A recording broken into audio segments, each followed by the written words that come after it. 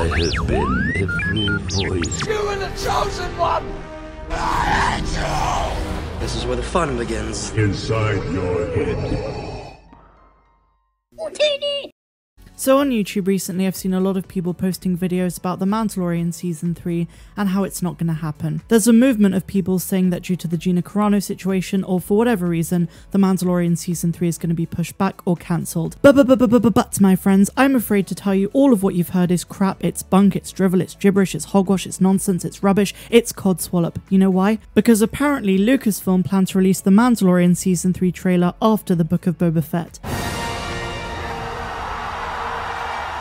Now this does make a lot of sense because we got the announcement for the Book of Boba right at the end of The Mandalorian Season 2, and after the Book of Boba Fett finishes early in 2022, we're apparently going to get the trailer. Hugely exciting news and I can't wait. So let me read to you from this article. That's right guys, I'm skipping all of the jibber jabber today and we're just going to go bollocks deep into it. Are you ready? Let's go. Part of a leaked schedule for upcoming Lucasfilm announcement and teasers reveals that Star Wars fans will get their first peek at The Mandalorian Season 3 right after the Book of Boba Fett finishes streaming in early 2022. Ever since the Season 2 finale, Star Wars has been on a roller coaster of plummeting lows to massive highs with the recent Bad Batch trailer and announcement of the cast for Obi-Wan Kenobi. With the Book of Boba Fett currently in production and with The Mandalorian Season 3 set to begin filming this month, it's rumoured that the fans won't have to wait long after Boba finishes for more Mando action. The upcoming third season of Favreau's critically acclaimed masterpiece is set to be a game-changing installment for the Star Wars universe, with implications that affect the spin-off shows, which as we know include Ahsoka, Rangers of the New Republic and the Book of Boba. If these rumours are true and we do end up getting a trailer for Season 3 early next year, Season 3 might drop as soon as May or June. Perhaps Lucasfilm will do a repeat of this year and aim to release the show on May the 4th. This is really exciting news guys, and probably the most exciting we've had since the Obi-Wan casting the other day.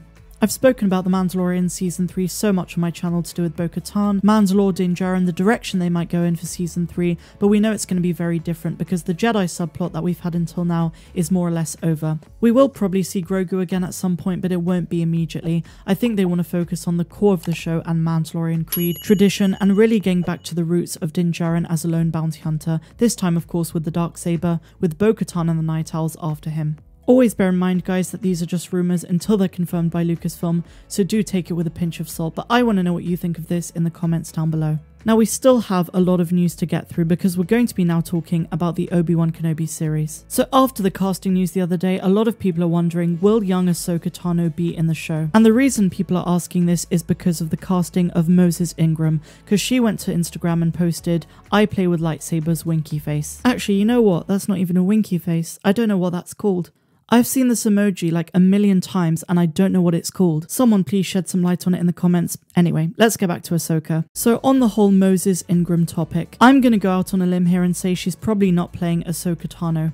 The reason being we already have an Ahsoka Tano series in the making with Rosario Dawson. We also have her in potentially Rangers of the New Republic and The Mandalorian Season 2 and maybe even in Season 3. So she is more or less everywhere at the moment in Star Wars. Unless they're really banking on Ahsoka in every show, I don't think that's the character that she plays. Saying on Instagram, "I play with lightsabers, winky face," doesn't necessarily mean that you're playing Ahsoka Tano. I think it's more likely to be a new character or even an Imperial Inquisitor. You see, normally what I do before I record these kind of videos is I check out Reddit, I look at theories, I get a consensus of what people are talking about and what they're saying about different actors and actresses and characters, and I usually just let the ideas brew in my mind for a bit. But for this actress, I've seen so much speculation, like even characters who aren't even relevant to this point in the timeline. But of the ones that do make sense, of course, you have Ahsoka, potentially an Imperial Inquisitor, a Darkseid user, a survivor of Order 66, that's another big one. And as I've stated in the past, Deborah Chow is going to really subvert expectations with this show and really introduce new ideas to the show while also staying true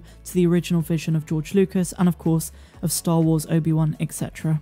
Alright, so we're staying on the topic of Obi-Wan Kenobi, but now we're talking about Ahmed Best, who of course played Jar Jar Binks in the prequels. Much respect to that man, he's awesome, but unfortunately he said he's not going to be in the Obi-Wan Kenobi series. So if you guys remember a few months ago, there were loads of rumours going around that we would see Jar Jar Binks and there would be a proper end to the character, and it would just be a nice callback to the prequel trilogy. A lot of us who grew up on the prequels are now adults, myself included, and you know, the prequels and the characters in them mean a lot to us, but unfortunately, like I say, he's not going to be in it. Instantly, of course, the entire internet said he's lying or he's bluffing. And you know, I hope he is bluffing. I really do hope we see him in this show. But it does seem like he's being sincere in saying he's not in this one. So in his exact words, he says, "Thanks for the love, but I will not be in this series, as much as I would have loved to have been part of it. But I'm ecstatic to see folks who I love dearly back together doing great things." I mean, it's so heartfelt. I mean, this on its own merits Lucasfilm giving him a call and saying, "You give us a number, we need you in this show." Alright, so finally we're going to bring up an Inverse article, and this is really cool. I've wanted to talk about it for a few days, but I've got more material now, so let's really discuss it in depth.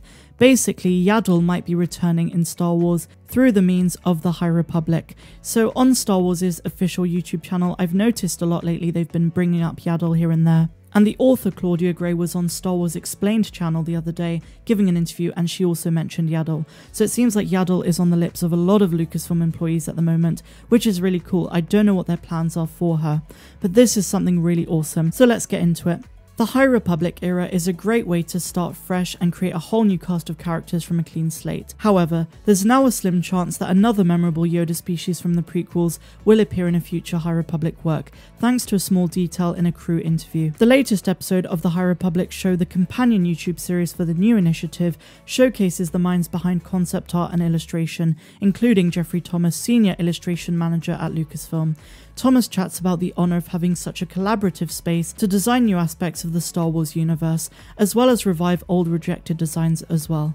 In the interview, Thomas sits in front of his computer screen, surrounded by concept art, and the work that we see is very notable indeed. One eagle-eyed Redditor noticed the concept art on Thomas's screen, and it was something never seen before. A Yoda species with long hair. The concept art has prompted all sorts of speculation. Some believe it could be a younger Yoda with long hair at the time, some state it is Yaddle and they just haven't coloured in the hair the right colour yet, or it could just be a new character altogether. In my opinion, it would be a shame if it wasn't Yaddle, because creating too many new Yoda species really takes away from the authenticity and sense of scarcity of them in the galaxy. George Lucas always said that Yoda is a mystery and his species also is a mystery.